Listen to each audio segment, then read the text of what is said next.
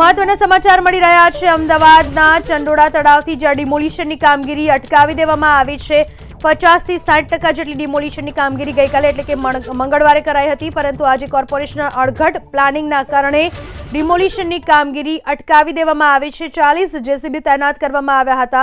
અમદાવાદના ચંડોળા તળાવમાં ડિમોલિશનની કામગીરી હાલમાં અટકાવી દેવામાં આવી હોવાના સમાચાર। કોર્પોરેશનના અણઘડ પ્લાનિંગના કારણે ડિમોલિશનની કામગીરી આજના દિવસે અટકી ગઈ।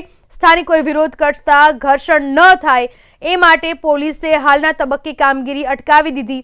કયા દબાણો દૂર કરવા અને કયા ન દૂર કરવા એ મહાનગરપાલિકાએ કોઈ જ આઈડેન્ટિફિકેશન નથી કર્યું, જેને લઈને આ ડિમોલિશનની કામગીરી અટકાવી દેવામાં આવી છે। આ વિશે વધુ માહિતી આપવા આપણી સાથે જોડાઈ ચૂક્યા છે મારા સંવાદદાતા હિરેન રાજગુરુ। હિરેન, જે 3 દિવસ સુધી સતત કામગીરી ચાલવાની હતી ડિમોલિશનની, ગઈકાલે 50 થી 60 જેટલા દબાણો તોડી પડાયા, આજે કયા કારણોસર આ કામગીરી અટકાવવાની ફરજ પડી?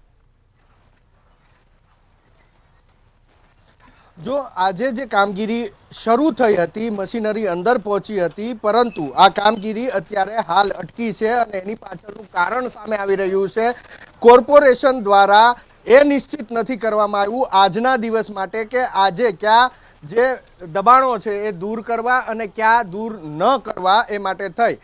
બીજી તરફ અહીંયા સ્થાનિક લોકો જે અહીંયા રહે છે તેમણે પણ વિરોધ કર્યો। વિરોધમાં ઘર્ષણ ન થાય એ માટે પોલીસે મશીનરી અહીંથી હટાવી દીધી છે અને દ્રશ્યો અહીંયા બતાવવાનો પ્રયાસ કરીશું। મારા સહયોગી છે પિયુષ લેવા।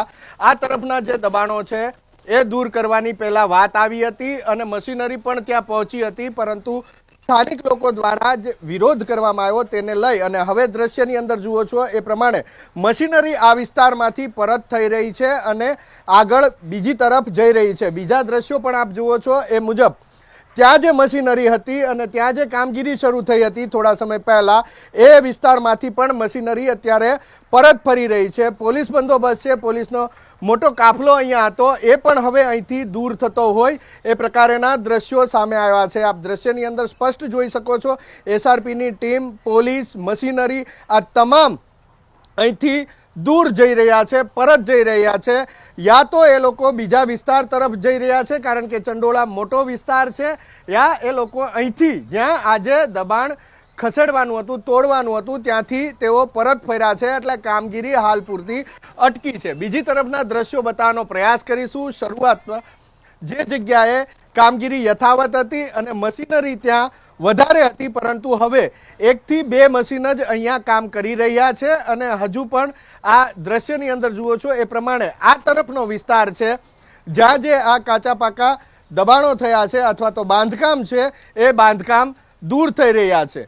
ટોરેન્ટના અધિકારી કર્મચારીઓ વીજ કનેક્શન કાપવા માટે અંદર ગયા હતા। કેટલાક વીજ કનેક્શનો કપાયા છે અને કેટલાક વીજ કનેક્શનો સ્થાનિક લોકોએ વિરોધ કરતા કાપ્યા વગર પાછળ ફરવું પડ્યું હતું। સૌથી મહત્વપૂર્ણ બાબત કે આજે સવારે ગઈકાલની જેમ અને ગઈકાલના સમયે જ કામગીરી શરૂ થવાની હતી। આપ જુઓ છો આ ટોરેન્ટના કર્મચારીઓ પણ જે અંદર ગયા હતા એ પરત ફરી રહ્યા છે। કેટલીક જે મકાનો છે તેમાંથી વીજ કનેક્શન કાપવામાં આવ્યા છે, તો કેટલાક મકાનોના વીજ કનેક્શન કાપ્યા વગર એ તમામ લોકો પરત ફરી રહ્યા છે। તો આ દ્રશ્યો છે અહીંના કે આજે જે કામગીરી થવાની હતી એ કામગીરી હાલ અટકી છે। એનું કારણ એ છે સ્થાનિકોનો વિરોધ પણ છે અને કોર્પોરેશન દ્વારા સંકલનનો અભાવ પણ છે। જી।